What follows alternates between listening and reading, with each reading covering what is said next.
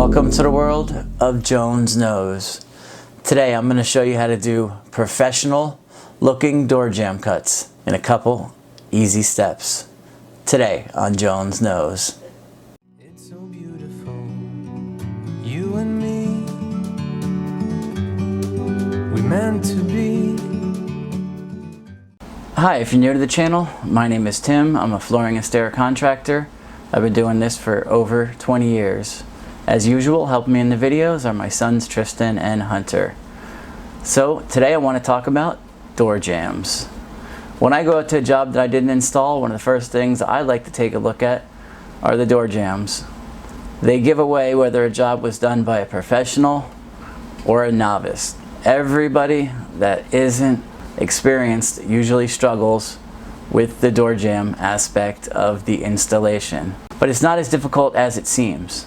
A door jamb cut is just like a regular cut, except for it requires a little more precision, and installing the board can be a lot trickier. So that's where a lot of people struggle.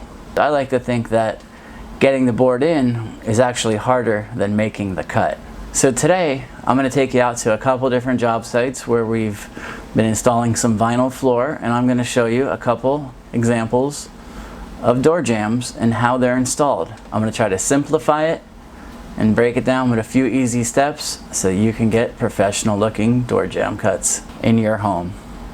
So let's head out to my job sites. Kick it.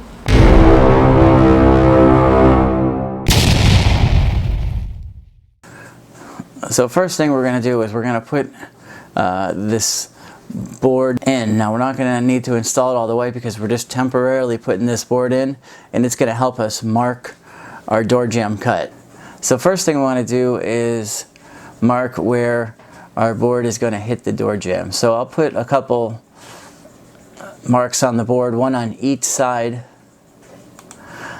of the casing, one on the hall side, one on the bedroom side, where I know the board will be going under the door jamb. Now once I have those marks, I'll then take what I like to call a marking board, stick it under the door jamb ever so slightly, and then mark where it hits our door jamb board. Now once I've done this, I have 4 marks on the board. One on the hall side, one on the room side, and then a mark on each side where it goes under the jamb. So it's basically like 4 dots. Now we just want to connect it. So I'll use a smaller piece of vinyl, and as you see, once I connect them, we're going to be left with a U-shaped mark basically. Now because it gets pretty narrow on the part that meets the long edge of the board, I'm going to actually use my table saw to make this cut. I probably could score and snap it. Probably could also use an oscillating saw or a jigsaw. Whatever you have at your disposal, or whatever makes you feel more comfortable making this type of cut. So once we have that cut in, I actually made a mistake here. I should have marked it where it hits that wall in the hallway. So no matter, I'll mark it now. And this one I will score and snap because it's just a straight cut. Now that I have that board cut to size, I'll take out the temporary board. We'll slide it under the door jamb, and that's all there is to it. The key here was attacking this door jamb before we got all the floor laid, because it would have been a lot harder to get that board under the jamb if it was the last board going in versus the first board going in. So the next 2 door jambs are going to be similar. The difference is where the board lands. The first one, the board is going to stretch across and need to go under both sides of the door. The second one, we can control where the board goes under, and we're going to split the jamb. So on this particular job, it was kind of strange. All of our door casings did not need to be cut because they were already too high. Now, it wasn't because they had laminate or wood or some thicker floor that was installed, but for some reason they installed it actually over the carpet, and in some cases they even installed walls over carpet. It's very rare that you see door jambs with carpet under them. So this first scenario, we can't control where we start the row. Our board needs to go under both sides of the door jamb. So we're going to handle this just like a last row cut. We'll put our marking board up against the wall and under the jamb, and we will mark it all along where it hits our actual board that'll be going in. And the only difference is we'll mark it where the door jamb ends. And then we'll have to do the same thing on the other side of the jamb. So on the one side I'm able to score and snap it. So on the other side I just decided to use my oscillating saw so I wouldn't have to go out to the table saw. It was just a little too small to score and snap. Now here's a trick that I've used for years when we do laminate and wood floors. We actually will run our razor knife along the edge of the tongue and just take that little bit of a lip, that little piece of locking system. You don't even need to take it all off. I like to actually leave some of it on.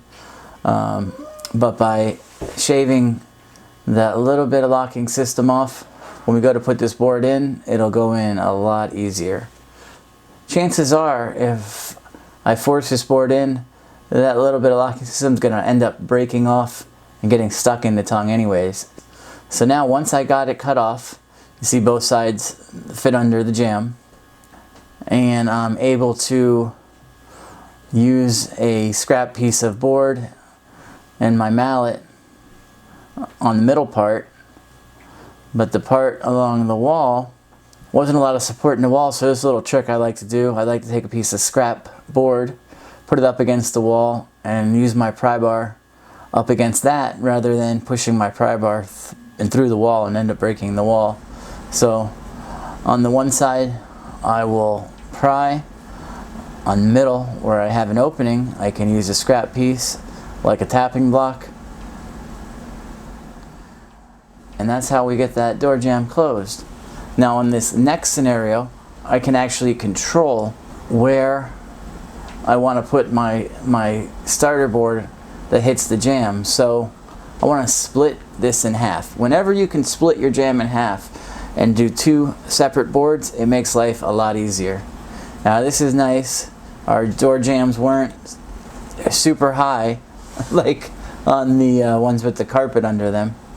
So we'll actually cut this. I used my crane jamb saw to cut it to the proper height. And now I'll split the jamb in half.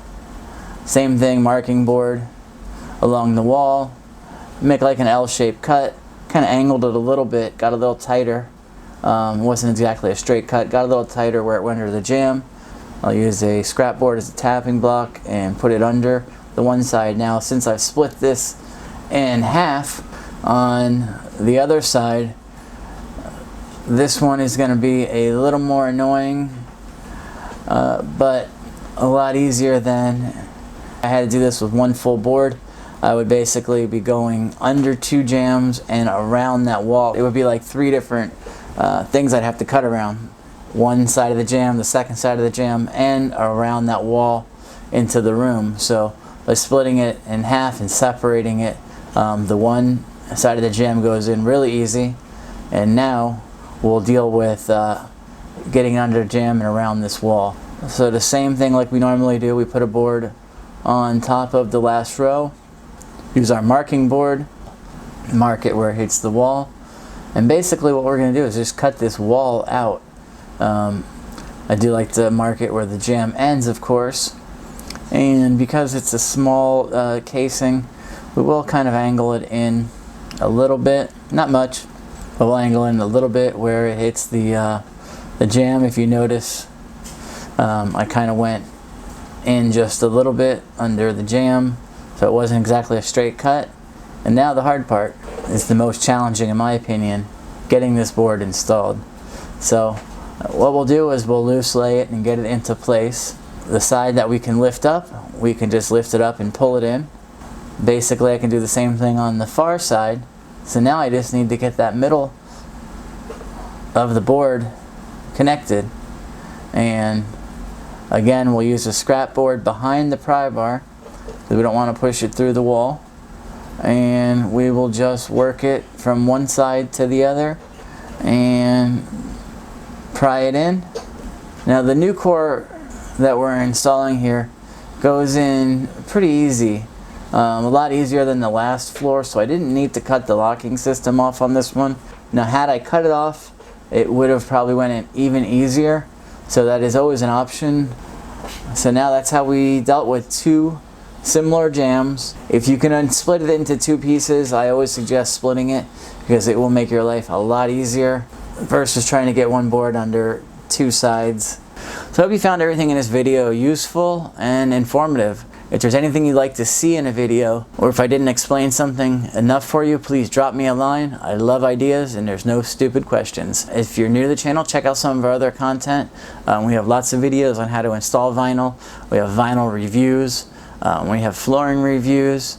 We have how-to flooring, stairs, and more. As I like to say around here, take out your favorite flooring mallet, smash that subscribe button so you don't miss any future videos.